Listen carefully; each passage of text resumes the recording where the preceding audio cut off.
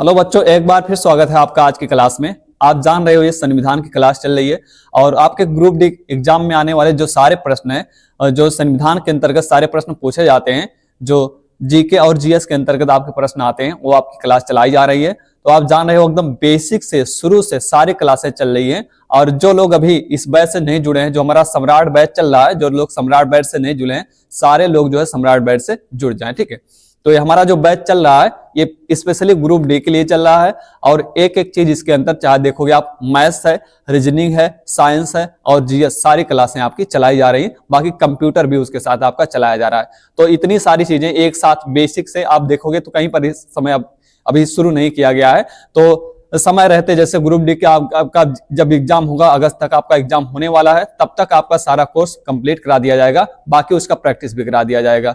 तो सारे लोग बैच से जुड़ जाएंगे, जो अभी नहीं जुड़े हैं सारे लोग। और ये वीडियो जो है आप शेयर कर दीजिए सारे लोगों के पास, जो अभी नहीं जुड़े हैं वो भी जुड़ जाएं, जो अभी फॉर्म भर रहे हैं। और फॉर्म में भरने में देरी मत करिए, क्योंकि बाद में जब साइट बिजी हो जाएगी तो आप हो सकता है आपका फॉर्म जो है फिलअप ना हो पाए। तो सारे लोग फॉर्म पहले से भर लें और उसके बाद आप इस क्लास से जुड़ जाइए। और शुरू से बेसिक से ये क्लास, जो लोग नए हैं, जो अभी पहली बार रेलवे में फॉर्म डाले हैं, फ्रेशर हैं, उनके लिए तो एक क्लास जो है रामबाण होने वाला है, ठीक है। तो सारे लोग क्लास से जुड़ जाएंगे और एक एक चीजें यहाँ बेसिक से चलाई जा रही हैं, चाहे मैथ्स हो, रीजनिंग हो, जीएस हो या आपका करंट अफेयर हो, उसके अलावा आपका साइंस हो, सब बेसिक से चल रहा है, ठीक है।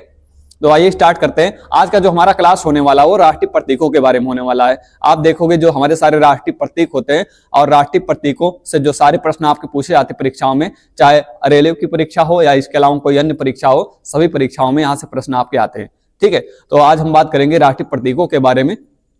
तो आप जानते हैं राष्ट्रीय प्रतीक क्यों निर्धारित किए जाते हैं, राष्ट्रीय प्रतीक की क्या जरूरत होती है। तो हमारे देश के नागरिकों के अंदर एक राष्ट्रीयता की भावना पैदा हो, एक हमने कहा सम्मान और गर्व की भावना पैदा हो, उसके लिए सारे राष्ट्रीय प्रतीक जो है निर्धारित किए जाते हैं। तो जितने भी हमारे नेशनल सिंबल होते हैं, राष्ट्रीय प्रतीक होते हैं, वो व्यक्ति के अंदर, नागरिक के अंदर, हमारे देश के एक एक नागरिक के अंदर जो है भक्ति की भावना या राष्ट्रीयता की भावना पैदा करने के लिए या सम्मान की भावना पैदा करने के लिए, उसके लिए सारे राष्ट्रीय प्रतीक हमारे निर्धारित किए जाते हैं।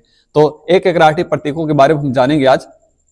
तो आप जानते हैं जो हमारे सारे राष्ट्रीय प्रतीक हैं,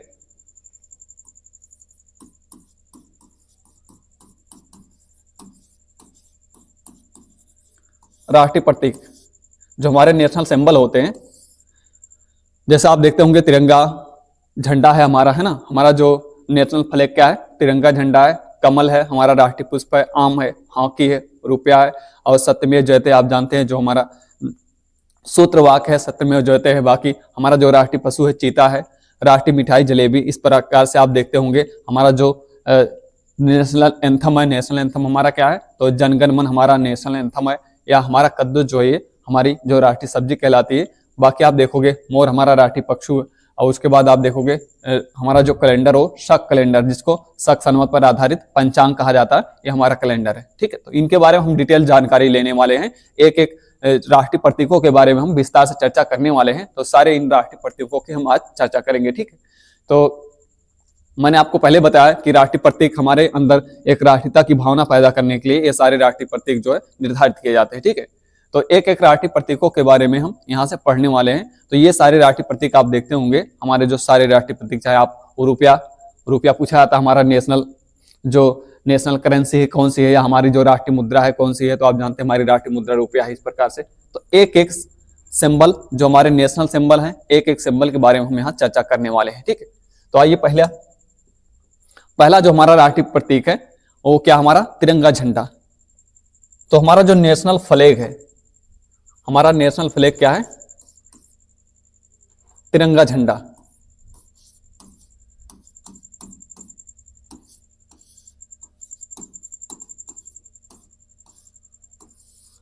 आप जानते हैं जो तिरंगा झंडा है ये नेशनल फ्लैग कहलाता है हमारा।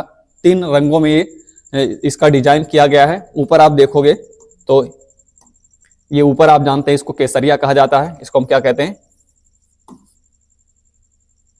केसरिया कहते हैं। और ये बीच में सफेद रंग है इसका, और नीचे देखेंगे तो ये आपका हरा रंग है ना। तो कभी कभी आप देखोगे ये हरा रंग ऊपर हुआ करता था, लेकिन बाद में हमने कहा इसमें संशोधन करके संशोधन करके इसको संशोधन इसमें किया जा सकता है। हमारे जितने राष्ट्रीय प्रतीक है, जब भी अगर उसमें संशोधन करना हुआ होगा तो उसमें हम संशोधन कर सकते हैं। सारे राष्ट्रीय प्रतीकों में संशोधन किया जा सकता है। तो केसरिया जो हमारा ये केसरिया किसका प्रतीक है? तो हमारे जो है बलिदान का प्रतीक है ना, जो ये बलिदान का प्रतीक है केसरिया रंग। तो समर्पण और बलिदान का प्रतीक है केसरिया रंग। बाकी आप देखोगे सफेद रंग तो विश्व को शांति का प्रतीक है, ये विश्व को जो है शांति का संदेश देता है, तो शांति का प्रतीक है आपका बीच वाला रंग। बाकी आप देखोगे हरा रंग तो हमारे कृषि अर्थव्यवस्था को दर्शाता है। भारत जो है विश्व में देखेंगे तो बहुत बड़ा कृषि अर्थव्यवस्था वाला देश है, और कृषि अर्थव्यवस्था तो को दर्शाता है हमारा ये आपका जो हरा रंग है हमारे नेशनल फ्लैग के अंदर, हमारे राष्ट्रीय तिरंगा के अंदर, ठीक है। बाकी आप देखोगे इसके अंदर बीच में एक चक्र है, इसको कहा जाता है अशोक चक्र। तो अशोक चक्र में आप जानते हैं 24 तीलियां हैं, जो 24 घंटा प्रगतिशील या प्रगति के मार्ग पर चलने वाले भारत को दर्शाता है।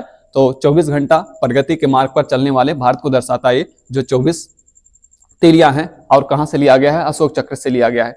जो अशोक स्तंभ है, अशोक स्तंभ से ये हमारा अशोक चक्र लिया गया है, ठीक है। तो ये हमारा क्या है? तिरंगा झंडा है। लेकिन ये तिरंगा झंडा हमारे संविधान के द्वारा कब अपनाया गया, कब इसको स्वीकार किया गया हमारे भारतीयों के द्वारा या हमारे संविधान सभा के द्वारा? तो देखोगे जो हमारा तिरंगा झंडा है 22 जुलाई 1947 को 22 जुलाई 1947 को संविधान सभा द्वारा अपनाया गया। संविधान सभा द्वारा अपनाया गया।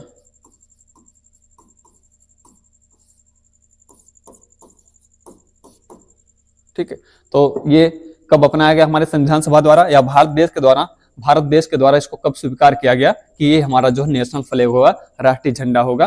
तो 22 जुलाई 1947 को संविधान सभा द्वारा इसको स्वीकृति प्रदान की जाती है और हमारा बन जाता है तिरंगा झंडा। इसके पहले देखेंगे तो हमारा तिरंगा झंडा कई तरह से था, 4, 5, 6 बार संशोधन हुआ है, तब जाके ऐसा स्वरूप हमको दिखाई देता है। इस तरह से इसको 3 रंग में ढाला गया है। इसके पहले आप देखोगे चक्र की जगह यहाँ झंडा वो क्या कहते हैं, चरखा हुआ करता था। उसके पहले यहाँ सूरज और चांद इस पर हमारे झंडे पर हुआ करते थे। तो हमने कहा धीरे धीरे ये परिवर्तित रूप लेकर उसका इसका होकर इस प्रकार से हमको अब दिखाई देता है, ठीक है।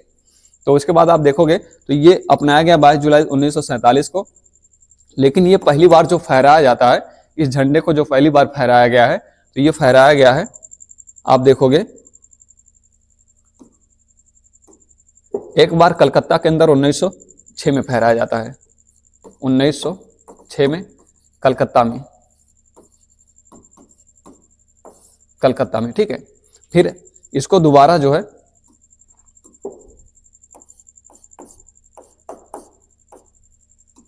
1907 में फहराया जाता है। और ये फहराया जाता है किसी विदेश की धरती पर। हमने कहा विदेशी धरती पर कब फहराया जाता है इसको? तो 1907 में स्टुअर्टगराड में। स्टुअर्टगराड ये है जर्मनी के अंदर स्टुअर्टगराड। और किसी विदेशी धरती पर जब पहली बार फहराया गया तो 1907 में फहराया गया जर्मनी के स्टुअर्टगराड शहर में। और किसके द्वारा ये फहराया गया था? तो देखेंगे आप, ये मैडम भीकाजी कामा के द्वारा। मैडम भीकाजी कामा। आपसे ऐसा एक प्रश्न पूछा जाता है, विदेशी धरती पर हमारा जो राष्ट्रीय ध्वज है पहली बार किसके द्वारा फहराया गया? तो ये मैडम भीकाजी कामा द्वारा जर्मनी के स्टुअर्टगराड में पहली बार। तब इसका ये जो आप डिजाइन देख रहे हैं, तब ये डिजाइन नहीं था, तब इसका दूसरा डिजाइन हुआ करता था। 1907 में स्टुअर्टगराड में पहली बार किसी विदेशी धरती पर हमारा राष्ट्रीय ध्वज फहराया जाता है, ठीक है। तो इसके बाद आप देखोगे 1907 के बाद 1929 में इसको फहराया जाता है कांग्रेस के अधिवेशन में, जो लाहौर में अधिवेशन होता है, कांग्रेस का लाहौर अधिवेशन। कांग्रेस का लाहौर अधिवेशन, लाहौर अधिवेशन। और ये 1929 में होता है कांग्रेस का लाहौर अधिवेशन। और इसके अंतर्गत पंडित जवाहरलाल नेहरू के द्वारा रावी नदी के तट पर फहराया जाता है। रावी नदी के तट पर किसके द्वारा? पंडित जवाहरलाल नेहरू के द्वारा। पंडित जवाहरलाल नेहरू के द्वारा। ठीक है, तो जब भी नेशनल फ्लैग के बारे में, राष्ट्रीय झंडा के बारे में आपसे पूछा जाए तो हमारा राष्ट्रीय झंडा क्या है? तिरंगा है। और उसके बाद इसको अपनाया गया 22 जुलाई 1947 को, संविधान सभा ने इसको अपनाया। संविधान सभा को अपनाने का मतलब पूरे देश ने इसको स्वीकृति प्रदान की। और उसके बाद 1906 में पहली बार कलकत्ता में फहराया जाता है। उसके बाद 1907 में किसी विदेशी धरती पर, स्टुअर्ट गराड जर्मनी के शहर है स्टुअर्ट गराड, वहां पर फहराया जाता है मैडम भीकाजी कामा के द्वारा। और उसके बाद देखोगे 1929 में कांग्रेस का जो लाहौर के अंदर अधिवेशन होता है, वहां पंडित जवाहरलाल नेहरू के द्वारा इसको रावी नदी के तट पर फहराया जाता है। ठीक है, उसके बाद देखेंगे तो हमारा जब स्वतंत्रता प्राप्त होता है, जब भारत देश स्वतंत्र होता है 15 अगस्त 1947 को पहली बार, आप देखोगे अच्छे तरीके से इसको पहली बार 15 अगस्त 1947 को पूरे देश में, पूरे राष्ट्र में फहराया जाता है। कब? 15 अगस्त 1947 को पूरे राष्ट्र में फहराया जाता है, हमारा जब देश आजाद होता है। ठीक है, इसके बाद अगला हमारा प्रतीक है राष्ट्रीय चिन्ह। इसको हम कहते हैं राष्ट्रीय चिन्ह।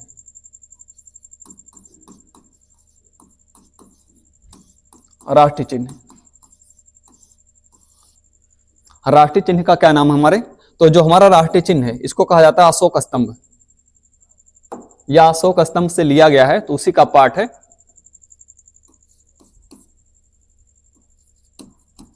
अशोक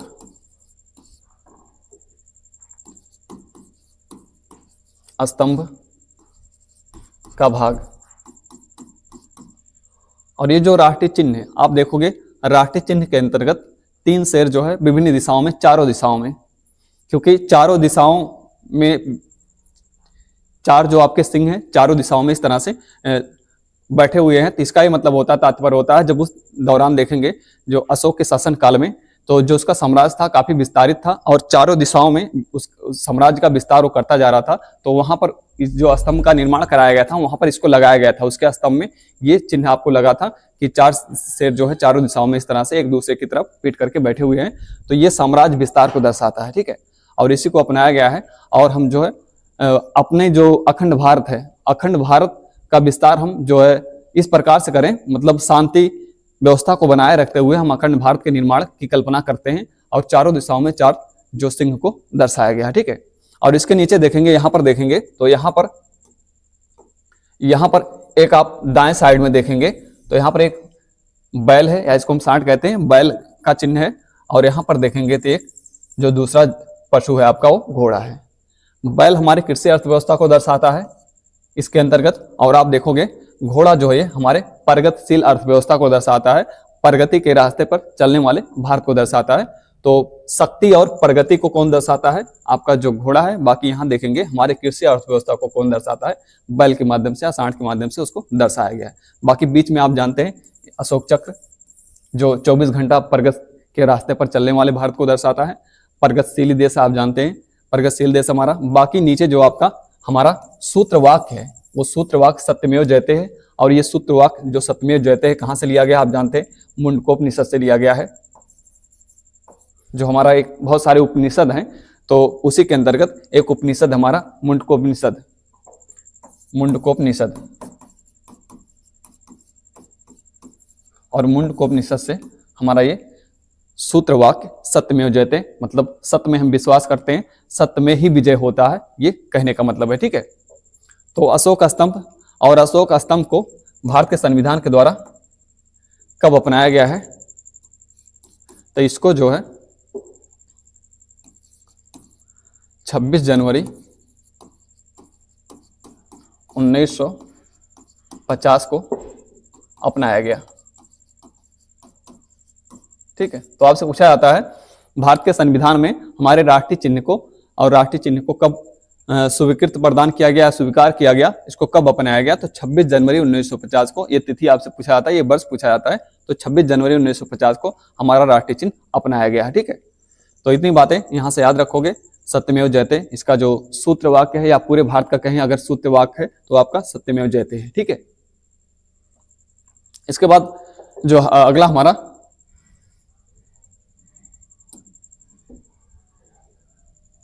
जो है राष्ट्रीय गान, इसको हम कहते हैं राष्ट्रीय गान। राष्ट्रीय प्रतीकों के अंदर राष्ट्रीय गान, नेशनल एंथम। तो आप जानते हो हमारा जो नेशनल एंथम है क्या है, जनगण मन है। जब भी आपसे पूछा जाए नेशनल एंथम क्या है तो आप कहते हो जनगण मन हमारा जो है नेशनल एंथम है। और नेशनल एंथम के अंतर्गत आप जानते हो ये जो 5 पद हैं, 1 पद, 2 पद, 3 पद, 4 पद, 5 पद, टोटल आपसे कभी कभी पूछे जाते हैं हमारे राष्ट्रगान में कितने पद है, तो हमारे राष्ट्रगान में कुल 5 पद हैं। पहला पद ये है, दूसरा पद है ये, और उसके बाद ये तीसरा पद है, चौथा पद है ये हमारा, और 5वां पद है। कुल मिलाकर 5 पद है। तो 5, 6, 7, 8 इस प्रकार से आपके दिया रहता है। जो ध्यान से कभी देखा नहीं रहता वो तो कंफ्यूज हो जाता है कि हमारे राष्ट्रगान में कितने पद हैं। तो ये आपको पता होना चाहिए हमारे राष्ट्रगान में 5 पद हैं, है ना। बाकी इसका जो गायन का समय है तो कुल 5 पद हैं इसमें, याद रखिएगा।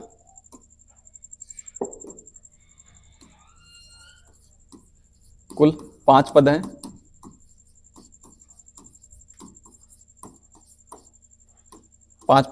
बाकी जो गायन का समय है, गायन का समय कितना है तो आप जानते हो गायन का समय 52 सेकंड है, 52 सेकंड है। बाकी जब संक्षेप में इसको गाया जाता है तो संक्षेप में गायन का समय इसका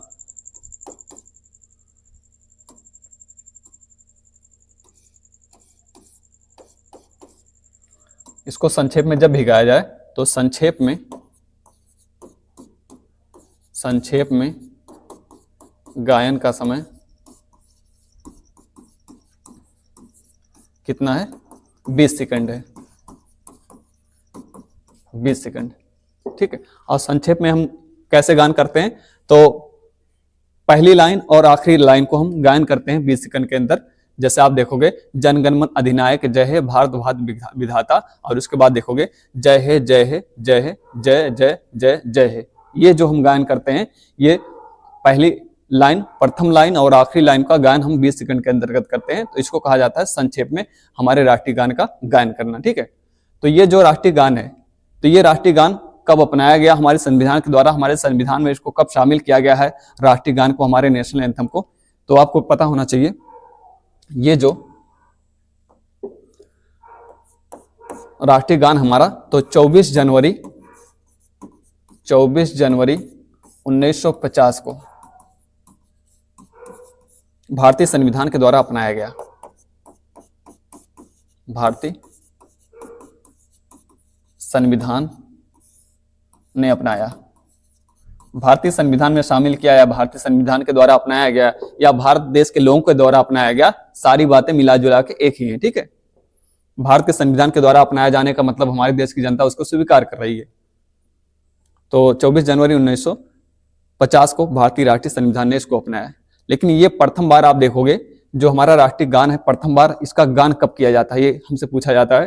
तो आपको पता होना चाहिए प्रथम बार जो इसका गान किया जाता है, इसको मिटा दें, यहां पर लिखें ताकि आपको दिखाई दे साफ साफ। प्रथम बार इसका गान कलकत्ता में किया जाता है। कलकत्ता में अधिवेशन होता है 1911 के अंदर।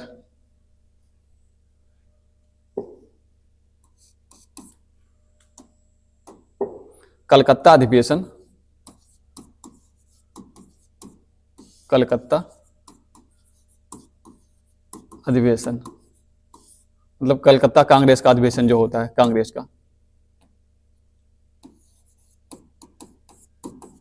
का, ठीक है। तो कलकत्ता कांग्रेस का अधिवेशन जो 1911 में होता है, 1911 के अंदर, 1911 में, इसी अधिवेशन में पहली बार जो है जनगण मन को गाया जाता है, वहां पर राष्ट्रगान किया जाता है। और यहाँ पर इस अधिवेशन की अध्यक्षता कर रहे होते हैं बिशन नारायण धर।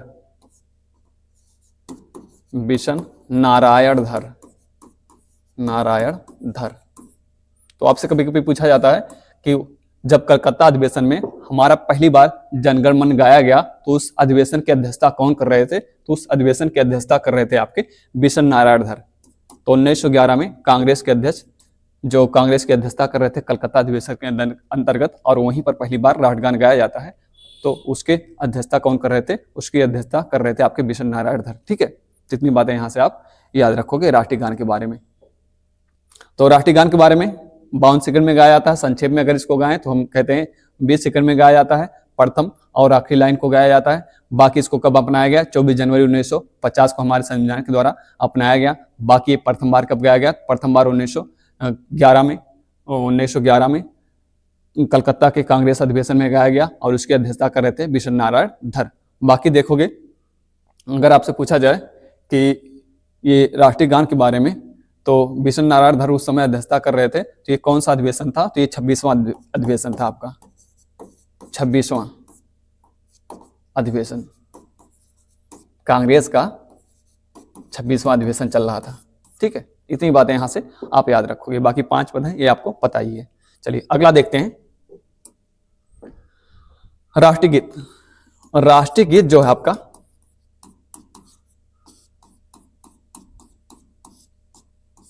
आप जानते हो जो वंदे मातरम है, अगर पूछा जाए राष्ट्रीय गीत कौन सा है, आप कहते हो वंदे मातरम हमारा राष्ट्रीय गीत है। लेकिन वंदे मातरम इस प्रकार से आपको दिखाई देता होगा राष्ट्रीय गीत के रूप में, जैसे हम कहते हैं वंदे मातरम सुजलाम सुफलाम मलज शीतलाम सस्य श्यामलाम मातरम वंदे मातरम शुभ्र ज्योत्सनाम पुलकित यामिनीम फुल्ल कुसुमित द्रुमदल शोभनीम सुहासिनीम सुमधुर भाषणीम सुखदाम वरदाम वंदे मातरम वंदे मातरम वंदे मातरम। ये हमारा जो है राष्ट्रीय गीत है ना। तो राष्ट्रीय गान और राष्ट्रीय गीत में अंतर होता है। राष्ट्रीय गान हमारा जनगण मन है और राष्ट्रीय गीत कौन सा हमारा है? तो राष्ट्रीय गीत हमारा वंदे मातरम है। तो राष्ट्रीय गीत वंदे मातरम।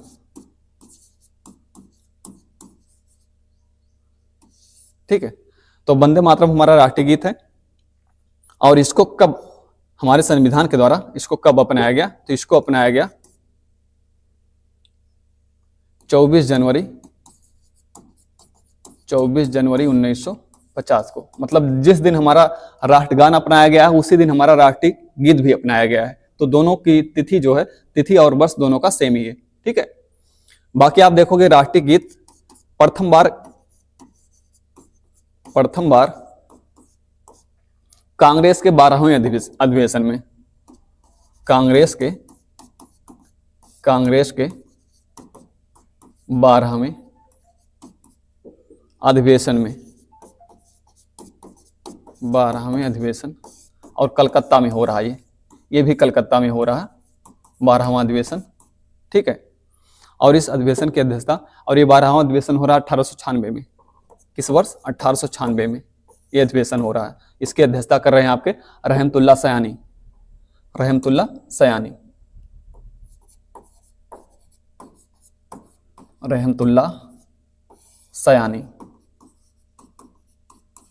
ठीक है, तो प्रथम बार हमारा जो ये राष्ट्रीय गीत है वंदे मातरम, ये कलकत्ता अधिवेशन में 1896 में गाया गया और उस अधिवेशन की अध्यक्षता कौन कर रहे थे? रहमतुल्लाह सयानी कर रहे थे। बाकी इसको अपनाया गया है 24 जनवरी 1950 को अपनाया गया है और हमारा राष्ट्रीय गीत है वंदे मातरम। ठीक, इतनी बातें यहां से आप जो याद रखोगे।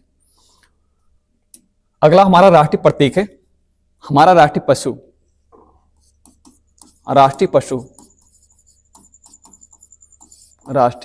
पशु।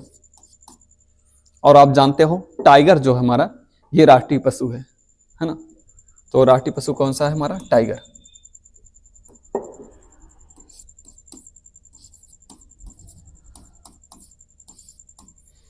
टाइगर राष्ट्रीय पशु है और इसका वैज्ञानिक नाम क्या है? वैज्ञानिक नाम, तो इसका वैज्ञानिक नाम है पैंथेरा टाइग्रिस। इसको कहते हैं पैंथेरा टाइग्रिस।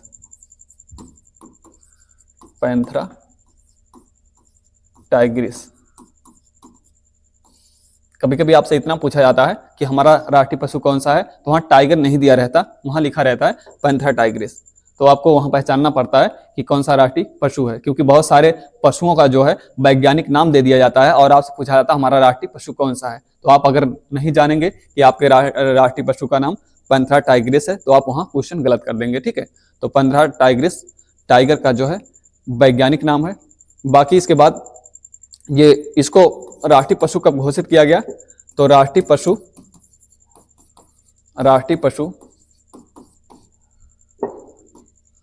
जो 1973 में घोषित किया गया।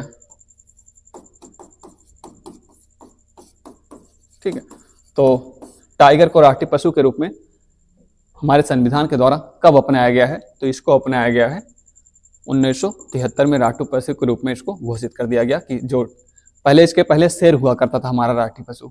हमारा राष्ट्रीय पशु कौन हुआ करता था? शेर हुआ करता था, लेकिन उसमें जो है संशोधन करके उसको चेंज करके उसको बदलकर टाइगर को राष्ट्रीय पशु के रूप में दर्जा दिया गया है। ठीक है, 1973 में राष्ट्रीय पशु के रूप में इसको अपनाया गया। आप देखोगे तो टाइगर योजना भी आती है 1973 में। तो कभी कभी आपसे पूछा जाता है टाइगर योजना कब आई है? तो टाइगर योजना आई है 1973 में। उसी के दौरान इसको राष्ट्रीय पशु के रूप में जो है दर्जा दिया गया, राष्ट्रीय पशु घोषित किया गया हमारे टाइगर को। ठीक है, इतनी बातें यहां से आप याद रखोगे। बाकी इसके बाद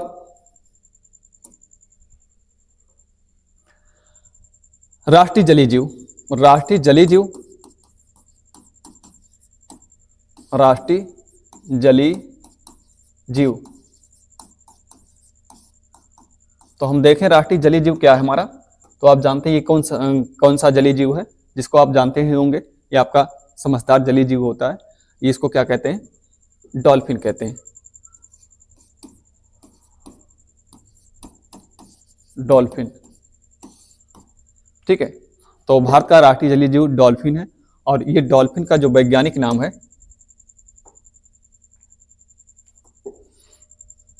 इसको कहा जाता है प्लेटनिस्टा गैंगेटिका।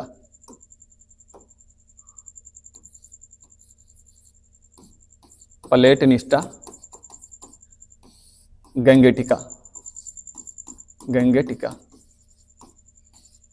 ठीक, हमारा जो जलीय जीव है वो प्लेटनिस्टा गैंगेटा है। मतलब ये जो डॉल्फिन है इसका वैज्ञानिक नाम। डॉल्फिन की जो प्रजातियां हैं, कई प्रजातियां आप देखोगे। अमेजन में एक अलग प्रकार की डॉल्फिन पाई जाती है, उसे अमेजन डॉल्फिन कहा जाता है। हमारे गंगा नदी में एक डॉल्फिन पाई जाती है, इसे गंगा डॉल्फिन कहते हैं। इरावदी नदी में देखेंगे, जो म्यांमार में इरावदी नदी बहती है, वहां पे डॉल्फिन की एक अलग प्रजाति पाई जाती है। तो अलग अलग नदियों में देखेंगे तो है डॉल्फिन ही, लेकिन प्रजातियां थोड़ा सा अलग होता है ना। तो प्रजातियां अलग अलग। और ये हमारे जो गंगा में पाई जाती है, ये जो इरावदी में पाई जाती है, जो अमेजन में पाई जाती है, वहां की प्रजातियों से हमारी गंगा डॉल्फिन बहुत अलग है। ठीक है, तो ये इसीलिए इसका वैज्ञानिक नाम क्या है? प्लेटनिस्टा गैंगेटिका। गंगा देख रहे हैं ना, गंगा शब्द जुड़ा हुआ, प्लेटनिस्टा गैंगेटा। तो प्लेटनिस्टा गैंगेटिका ये हमारी राष्ट्रीय जलीय जीव है। और इसको जो है राष्ट्रीय जलीय जीव का दर्जा कब दिया गया? तो 2010 में। 2010 में जलीय जीव घोषित किया गया, राष्ट्रीय जलीय जीव। राष्ट्रीय जलीय जीव। ठीक है, तो जब भी पूछा जाए डॉल्फिन को, गंगा डॉल्फिन को राष्ट्रीय जलीय जीव के रूप में दर्जा कब दिया जाता है? तो इसको 2010 में राष्ट्रीय जलीय जीव घोषित किया जाता है, इसको गंगा डॉल्फिन को। ठीक है, इतनी बातें यहां से आपको पता होना चाहिए। बाकी इसका जो वैज्ञानिक नाम है प्लेटनिस्टा गैंगेटिका, ये भी आपको मालूम होना चाहिए। अगला जो हमारा राष्ट्रीय प्रतीक है, राष्ट्रीय खेल।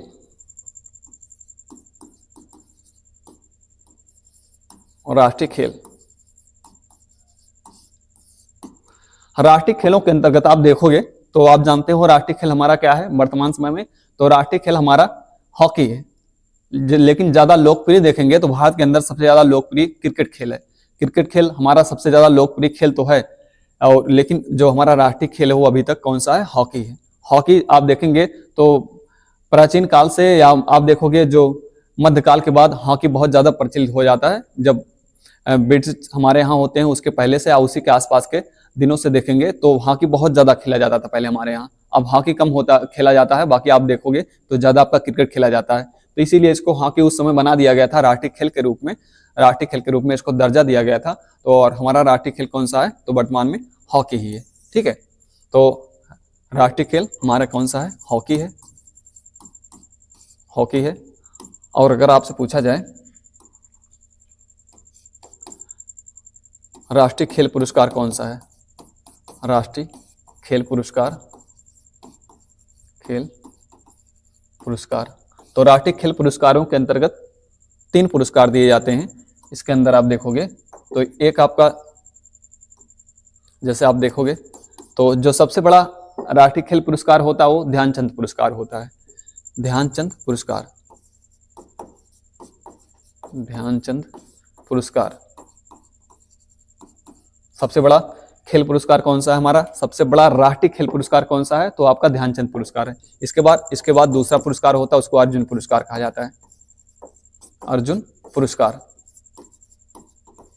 ये खेल के क्षेत्र में दिया जाने वाला दूसरा सबसे बड़ा पुरस्कार है। उसके बाद आप देखोगे एक हमारा द्रोणाचार्य पुरस्कार होता है, द्रोणाचार्य पुरस्कार।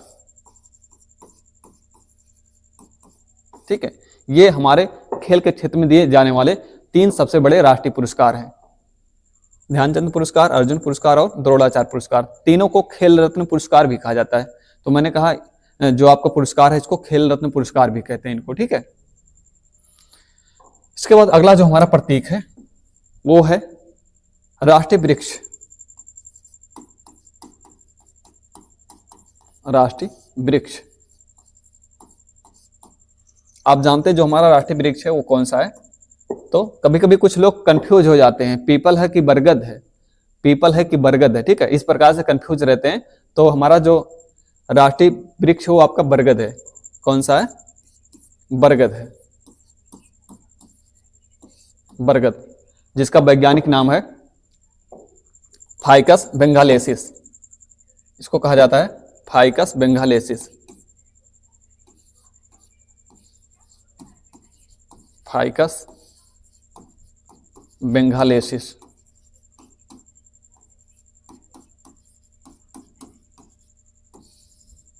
ठीक है, तो जब भी पूछा जाए हमारा राष्ट्रीय वृक्ष कौन सा है, तो सारे जितना मैं प्रतीक बता रहा हूं और उनका जो वैज्ञानिक नाम है, जीवों के वैज्ञानिक नाम होते हैं, चाहे वृक्ष हो चाहे आपका पशु हो, उनके वैज्ञानिक नाम होते हैं। तो वैज्ञानिक नाम आपको अवश्य पता होना चाहिए, क्योंकि आपसे वैज्ञानिक नाम ही पूछ लिया जाता है। बरगद हर कोई जानता है, वैज्ञानिक नाम पूछेगा तो कठिन क्वेश्चन हो जाता है, लोग कंफ्यूज हो जाते हैं कौन सा है।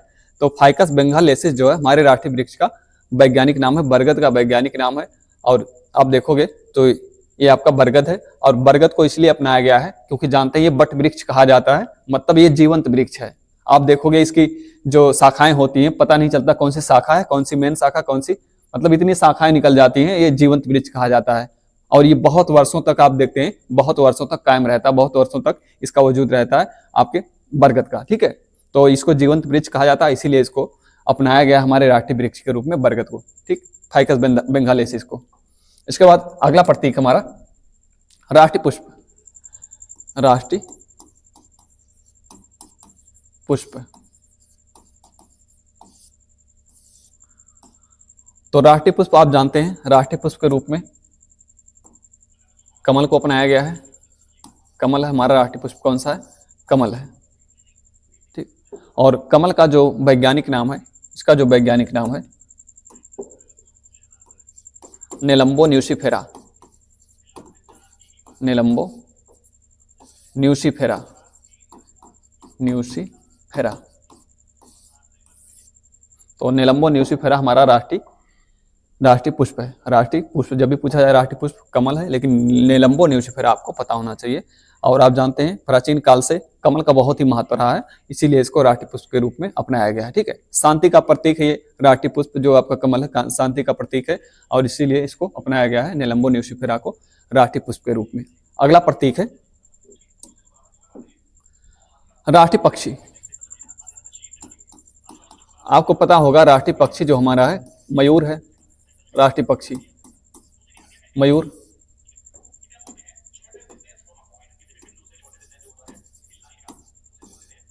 मयूर, और इसका जो वैज्ञानिक नाम है, मयूर का जो वैज्ञानिक नाम है पाओ क्रिस्टेटस है। पाओ क्रिस्टेटस, पाओ क्रिस्टेटस।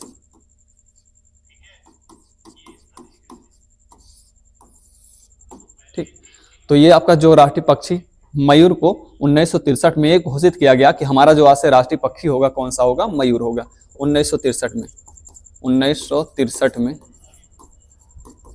राष्ट्रीय पक्षी घोषित किया गया, राष्ट्रीय पक्षी घोषित किया गया, घोषित किया गया। तो आपसे जब भी पूछा जाए राष्ट्रीय पक्षी मयूर को राष्ट्रीय पक्षी के रूप में कब घोषित किया गया, तो आपको पता होना चाहिए वर्ष कौन सा है। 26 जनवरी 1963 में इसको राष्ट्रीय पक्षी घोषित किया गया मयूर को। पाओ क्रिस्टेटस इसका वैज्ञानिक नाम है, इसको कहते हैं पाओ क्रिस्टेटस।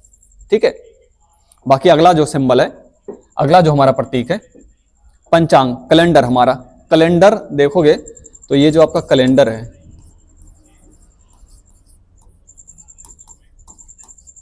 कैलेंडर, तो कैलेंडर अगर देखेंगे राष्ट्रीय पंचांग कहा जाता है इसको।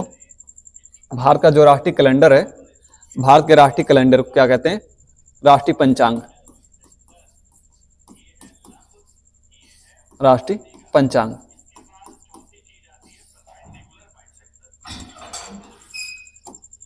तो राष्ट्रीय पंचांग के रूप में जो शक संवत पर आधारित है, शक संवत पर 22 मार्च 1957 से दोनों को जो है इसको समाहित करके दोनों को एक साथ अपनाया गया है। और इसको अपनाया गया कब? 22 मार्च 1957 को। 22 मार्च 1957 ग्रेगोरियन कैलेंडर के साथ, ग्रेगोरियन कैलेंडर के साथ। तो 22 मार्च के दिन आपका जो पहला महीना होता है, हिंदी का पहला महीना होता है चैत्र, यहां से स्टार्ट होता है, यहां से शुरू होता है चैत्र। 22 मार्च से चैत्र का महीना। और जब 1957 में ये निर्धारित किया जा रहा था तो किस महीने, पंचांग के अनुसार किस महीने के साथ इसको शुरू किया जाए, तो ये चैत्र महीने के साथ इसको शुरू किया गया, चैत्र महीना।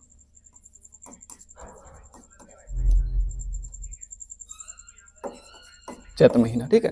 तो जब भी पूछा जाए हमारे राष्ट्रीय पंचांग के अंतर्गत, हिंदी कैलेंडर के अंतर्गत पहला महीना कौन सा होता है, तो पहला महीना हमारा होता है चैत्र का होता है। और ये चैत्र महीना कब से स्टार्ट हुआ है, तो 22 मार्च 1957 से। हमारा कैलेंडर कब अपनाया गया पूछा जाए तो आप बताओगे 22 मार्च 1957 को हमारा कैलेंडर, राष्ट्रीय कैलेंडर कौन सा है, तो वहां लिखा रहेगा पंचांग, राष्ट्रीय पंचांग है, ठीक है।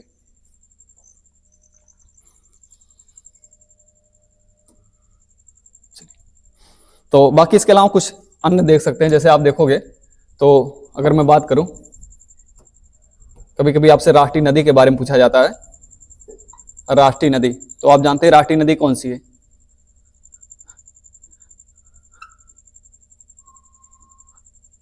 राष्ट्रीय नदी हमारी गंगा है, इतना तो आपको पता है। राष्ट्रीय नदी, यह आपसे पूछा जाता है। राष्ट्रीय मुद्रा,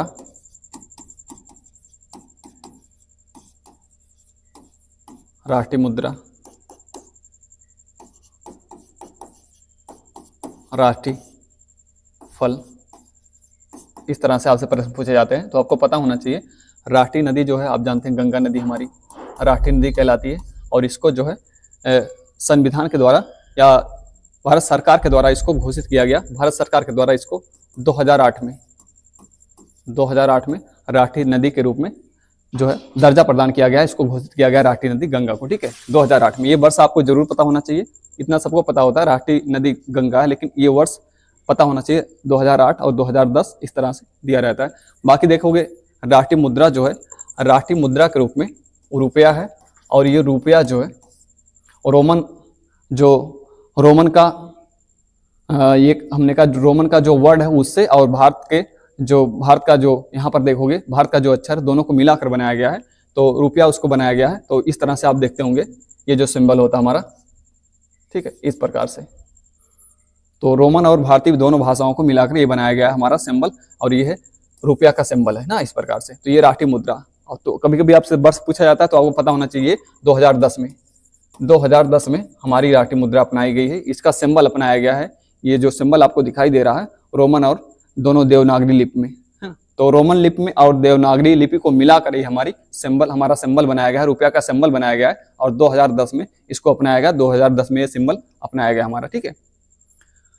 बाकी देखोगे राष्ट्रीय फल के रूप में, तो राष्ट्रीय फल के रूप में आप जानते हैं आम है हमारा, आम है। और इसका वैज्ञानिक नाम क्या है, तो आप जानते हो मैग्नीफेरा इंडिका कहते हैं इसको, मैग्नीफेरा इंडिका, ठीक है। तो बहुत सारे राष्ट्रीय प्रतीकों के बारे में जब भी आपसे पूछा जाता है कौन कौन से राष्ट्रीय प्रतीक हैं, तो मैंने बहुत सारे राष्ट्रीय प्रतीकों के बारे में बताया जहां से प्रश्न आपका आता है। जैसे राष्ट्रीय हमारा झंडा हो गया, उसके अलावा राष्ट्रीय गीत हो गया, राष्ट्रगान हो गया, या उसके अलावा आप देखोगे हमारा जो राष्ट्रीय पशु हो गया। एक विरासत पशु के बारे में नहीं बताया, जैसे आपसे पूछा जाए विरासत पशु कौन सा है, विरासत पशु, विरासत पशु, विरासत पशु। तो विरासत पशु किसको आप बताते हो कि कौन सा विरासत पशु हमारा, तो हाथी जो हमारा विरासत पशु कहलाता है। हाथी। हाथी को विरासत पशु कहा जाता है। हाथी का जो वैज्ञानिक नाम होता है एलिफस मैक्सिमस इंडिकस कहते हैं उसको। वैज्ञानिक नाम पूछा जाए तो एलिफस मैक्सिमस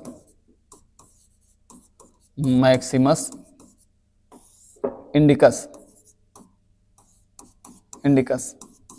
ठीक, ये पता होना चाहिए हाथी का वैज्ञानिक नाम है। और विरासत पशु हमारा हाथी है। तो कभी कभी कुछ लोग कंफ्यूज हो जाते हैं, विरासत पशु के रूप में पूछा जाता है तो शेर, टाइगर या वहां पर हाथी दिया रहता है या कुछ और गाय दे दिया जाता है। इस तरह से 4 पशुओं के नाम दिए जाते हैं, पूछा जाता है तो विरासत पशु कौन सा है, तो विरासत पशु हमारा हाथी है। कभी भी कुछ लोग गाय को लगा देते हैं विरासत पशु, तो गाय विरासत पशु नहीं, विरासत पशु जो हमारी है वो हाथी है। क्योंकि आप देखोगे बहुत प्राचीन काल से हाथी का बहुत महत्व रहा है, चाहे कृषि के क्षेत्र में देखेंगे चाहे युद्धों के क्षेत्र में देखेंगे तो बहुत ज्यादा महत्व रहा है इसका, हाथी का, प्राचीन काल से ही। इसीलिए इसको विरासत पशु घोषित किया गया है। और विरासत पशु इसको 2010 में घोषित किया गया था, 2010 में। तो हाथी को विरासत पशु 2010 में घोषित किया गया है। ठीक, इतना आपको पता होना चाहिए। तो ये सारे राष्ट्रीय प्रतीक थे और राष्ट्रीय प्रतीकों के बारे में हमने जो एक विस्तृत चर्चा होती है उसको मैंने किया है। तो आप देखोगे जो सारे प्रश्न आपके पूछे जाते हैं, ग्रुप डी में भी पूछे जाते हैं, रेलवे के सारे और अन्य परीक्षाओं में पूछे जाते हैं, यहाँ से एक प्रश्न आपका आता है। तो एक छोटा सा टॉपिक था जिसके बारे में आज चर्चा हुई है। कल दूसरे टॉपिक के बारे में चर्चा करेंगे जो हमारा होगा अगले टॉपिक के बारे में। कल हम बात करने वाले हैं आपका जो संविधान के प्रमुख भाग हैं और अनुसूचियां हैं, प्रमुख भागों और अनुसूचियों के बारे में हम कल चर्चा करेंगे। तो कल वाला क्लास बहुत सारे लोगों को जोड़ लीजिएगा, कल वाला क्लास महत्वपूर्ण होने वाला है। ये तो छोटा सा टॉपिक था जो एक क्वेश्चन यहाँ से पूछा जाता है, उसके बारे में आज हमने चर्चा किया है। तो कल वाला जो क्लास ज्यादा महत्वपूर्ण होने वाला है, कल वाला क्लास जो हमारा होने वाला है वो किससे होने वाला है, वो संविधान के महत्वपूर्ण भागों के बारे में और संविधान की महत्वपूर्ण अनुसूचियों के बारे में होने वाला है। ठीक है, तो चलिए मिलते हैं अगले क्लास में, तब तक के लिए थैंक यू वेरी मच।